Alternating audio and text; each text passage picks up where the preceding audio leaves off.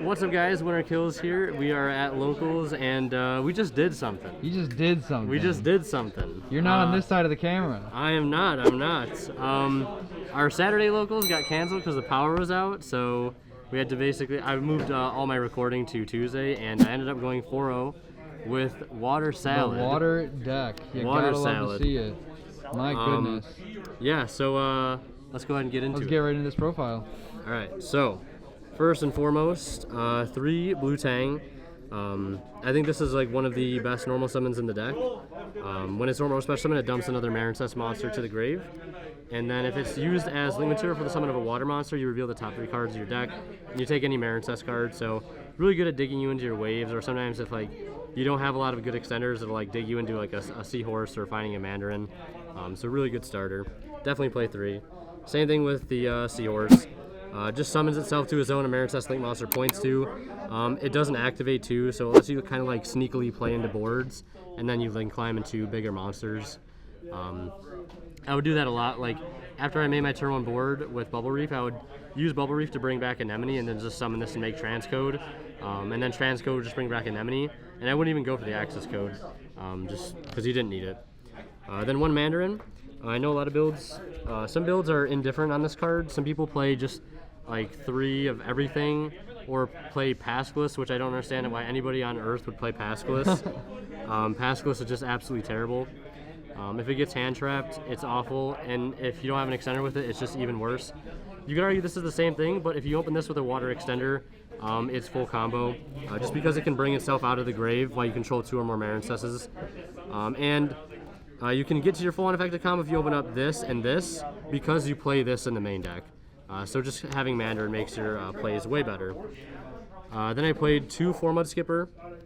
This is basically like another 2 Marincess names. You just normal summon it and reveal a Marincess link, and then when you link summon it, it basically gets treated as the same name, type, and attribute.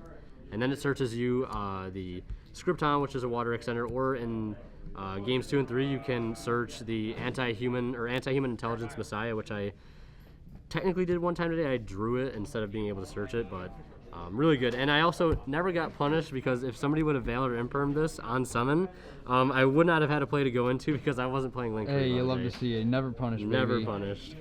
3 Silent Angler.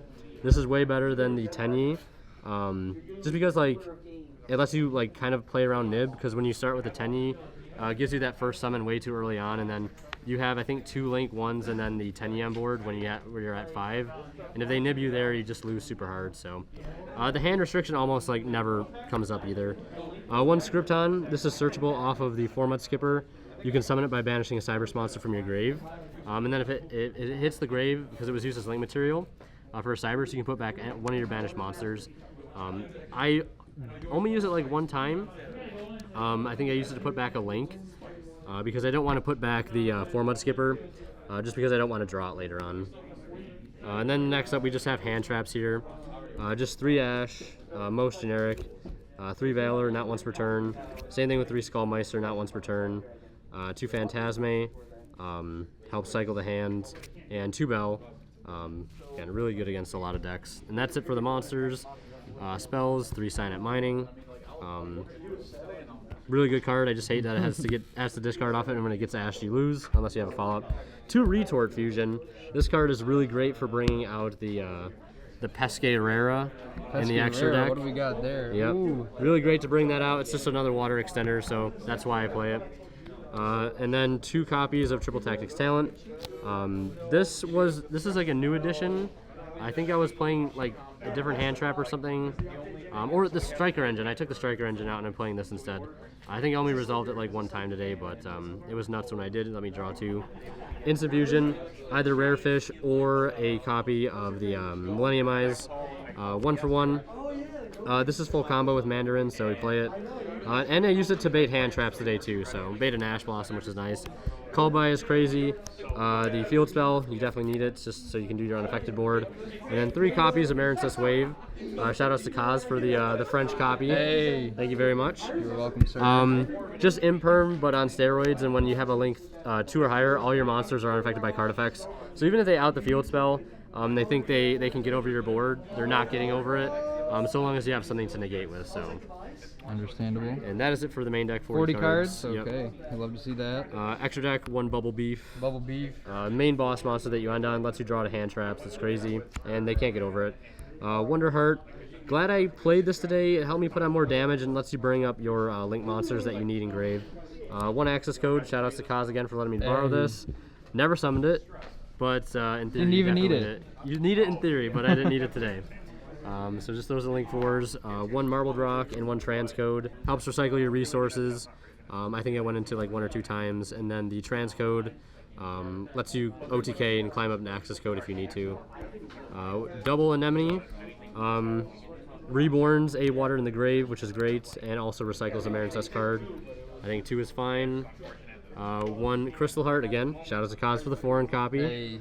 Love this card. Beautiful. Lets you make your unaffected board. 1 Area, this is like the flex spot in the deck. This could be Link Karibo, could be another blue slug. But I think I used this one time to actually search a blue Tang, and it did come in clutch when it got, I think, hit with a Afterburner. Splash Mage, lets you Link Climb, also lets you combo if you open up no water extenders into your Bubble Reef. And then I played 2 Slug. One time I wish I had a 3rd one today, but it's just because I played too greedy and didn't manage my resources properly. 1 Sea Angel gets you the field spell, and it has a nice arrow scheme, and then 2 fusion targets, obviously, for instant and ready fusion. Beautiful. Like the extra deck. Then the side deck we have 3 Droll. I've considered maining this, but I think Droll is fine in the side for now. The Anti-Human Intelligence Messiah in the side deck. Searchable off of your 4-mud skipper. So like if I play against any Sky Striker or just any deck in general that plays like a very heavy spell trap lineup, this card is really good against that matchup, and I did actually play it against Striker, and it was really good. The 2 Super Poly targets to go with the Super Poly. I cited these in like a lot today, never resolved it, but would have been great too. 3 Cosmic for back removal. And then 3 Rivalry of the Warlords. This card was really good in my round 2 matchup against Cyber Dragon. Best Floodgate I think you can play in the main deck right now instead of Gozen. So really glad I played that instead of Gozen. Yeah, so 40, 50, 15. Matchups? Matchups, round 1 I played against Sky Striker. Won 2-1. Game 1, he had a lot of hand traps for me, and I screwed myself out of like playing any further because I went through both of my slugs way too quickly, and I had like a Tang and a Seahorse in hand that I could have played with, but I didn't have anything to link them off with, so I literally couldn't do anything and had to scoop. Game 2, couldn't out the Bubble Reef, and then Game 3, Anti-Human Intelligence just kind of carried it. Clutch, love the Anti-Human Intelligence. Yeah, couldn't Kagari, couldn't Hayate. Then round 2 I played against Cyber Dragon. That was a 2-1 win, and all the hand traps I played in the main deck came in very clutch. I think the one turn I ashed a Cyber Emergency. He didn't open up that well, so he had to pass, so I was able to play freely basically. And the other turn I ashed a Prosperity. He again had to pass after that. The Kaijus and the Contact Fusioning was rough, but thanks to the hand traps he wasn't able to apply too much pressure after that. And then in Game 3, I think I had like, I was trying to play around Nibiru, and I just had like, I just had this and this, and I was going to continue to go to the unaffected board, but I didn't want to lose to Nib. So I just set a Rivalry, and I had like one of these set 2 and 1 in hand, and it just ended up being enough, having the basically Imperm and then the Rivalry. And the next turn we slowly just comboed up into our normal board, and we took the match. Then round 3, which you guys saw the video for probably by now, played against, I think, Invoked Trickstar, like Dragoon. Dragoon Turbo. Yeah, and MVP is Bubble Reef just being at 5,200, and you can't get over it with Dragoon. So that basically carried the entire match. Lost Game 2 because I bricked really bad. And then Game 3, same story, couldn't get over the Bubble Reef. And then round 4 I played against Drytron. Won that one 2-0. He did not open up the greatest either games. I did have enough hand traps for him in Game 1. I hand trapped his, I Valored his Mubeta, and then he made the Anaconda. So I was actually starting to sweat there because like I didn't have anything. I didn't have like a talents or anything to out it.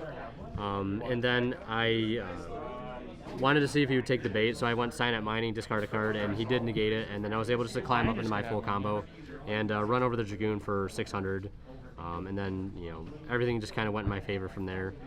more hand traps to stop any follow-ups like Meister and Bell for his Drytron's Engrave. And then game 2, he went first and literally set 3 pass, so unfortunately he did not open up that well. Because I could have very easily gone the opposite way where he opened up Zeta Alpha and just completely like destroyed me. But I did have plenty of hand traps in hand. And then I had Engine, he had Imperm, was able to stall for a turn. He had Call By for my Blue Tang, I had the Bell, which came in so clutch. And then, pass back another turn, I'm able to get to full combo and basically OTK a few turns later with a with a Bubble Reef, a Marbled Rock, and like a Anemone. So, yeah, overall pretty good performance. List is, I think, almost 100% similar to the one I uploaded maybe like a week and a half ago. I think the deck is great way to start off one deck 1 month. And yeah, that's gonna do it for this video. Shout outs to all the Buffalo Yugi boys. Thank you, Adam, for filming this for me. Yeah, of course. And yep, as always, guys, Winterkill signing out. We'll see you in the next one. And last but not least, a huge shout out goes to our Divine Level channel members, and they are Cadillacs84, Pony Stark, Keith Sidgers, Daryl Best, and Tweeter0226. Thank you guys so much for your extremely generous support.